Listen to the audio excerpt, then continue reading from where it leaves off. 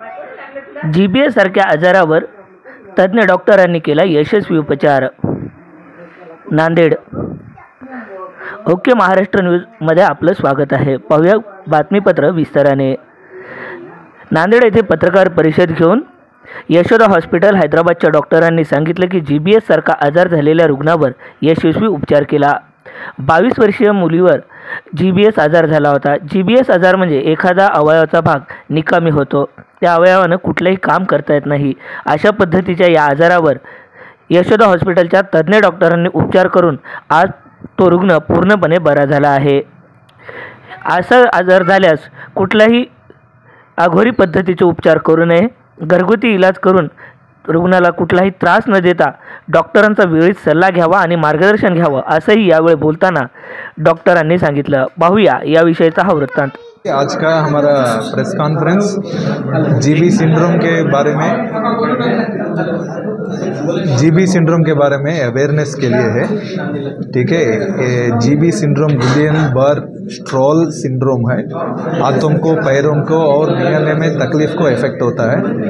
Patients पूरा होश में रहता है. Scientifically auto immune peripheral neuropathy है, रेडिकुलो न्यूरोपैथी है. ठीक है, पहले पैरों को इफेक्ट होके इसके बाद हाथ इफेक्ट हो सकता है, असेंडिंग पैरालिसिस बोलते हैं. लेकिन कभी कभी डिसेंडिंग ऊपर से नीचे भी आ सकता है. कभी कभी पेशेंट्स में 10% 20% पेशेंट्स को वेंटिलेटर का मदद का ज़रूरत भी पड़ता है. लेकिन उसके साथ इलाज है, 2 तरीका रहता है, IVIG रहता है, प्लाज्मा एक्सचेंज रहता है.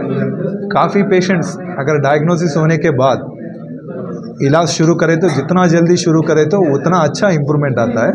सीवियरिटी के बारे में भी डिपेंड होता है. सीवियरिटी बहुत ज़्यादा रहने तो इम्प्रूवमेंट भी आता है, लेकिन थोड़ा टाइम लगेगा. वो डरने का बात नहीं है, ये बीमारी को इलाज है. ठीक है, सीजनल थोड़ा रहने का ज़रूर रहता है, सीजनल रहता है. बारिश के मौसम में ज़्यादा रहता है और विंटर सीजन में भी ज़्यादा रहता है. अगर बीमारी अलग अलग पेशेंट को अलग अलग के वजह से आ सकता है. कुछ बीमारी किसी लोगों को सर्दी के बाद आ सकता है, मोशंस के बाद आ सकता है. ये ठंडा मौसम में और बारिश का मौसम में हाइजीनिक फूड लेना, बाहर कम खाना. वाटर कंटामिनेशन काफ़ी प्लेसेस में हो रहा है. अभी फूड भी अभी अच्छा नहीं रह रहा है. बाहर खाना बंद करना और अच्छा पानी पीना. और वो वायरल फीवर्स के बाद, ये बीमारी के बाद ज़्यादा सोचने का ज़रूरत नहीं है. अगर सिम्टम्स आए तो जल्दी डॉक्टर के पास जाना है. अर्ली डायग्नोसिस एंड ट्रीटमेंट, जल्दी डायग्नोसिस करके जल्दी इलाज को शुरू कर सकता है. पानी की वजह से नहीं आता जी, लेकिन पानी की वजह से आए को सीवियरिटी ज़्यादा रहता है.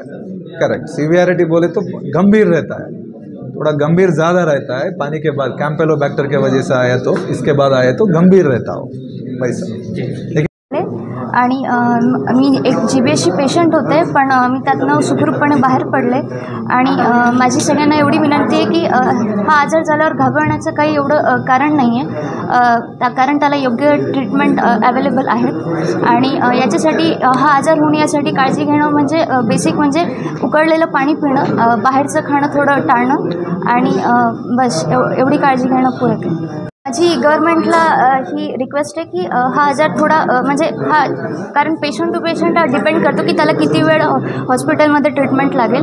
तो थोडा खर्चिक असल्यामुळे माझी गव्हर्नमेंटला ही रिक्वेस्ट आहे की त्यांनी मोस्टली सगळ्या महाराष्ट्रात ज्यांना हा आजार झाला असेल त्यांना ट्रीटमेंट फ्री करावी.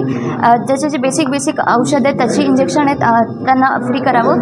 आणि जे वॉटर ट्रीटमेंट प्लांट आहेत, कारण सध्या पुण्यामध्ये हे सर्च तिथून झालं, तर वॉटर ट्रीटमेंट प्लांटची योग्यरित्या इन्स्पेक्शन करून त्यांना नीट करा. थँक्यू.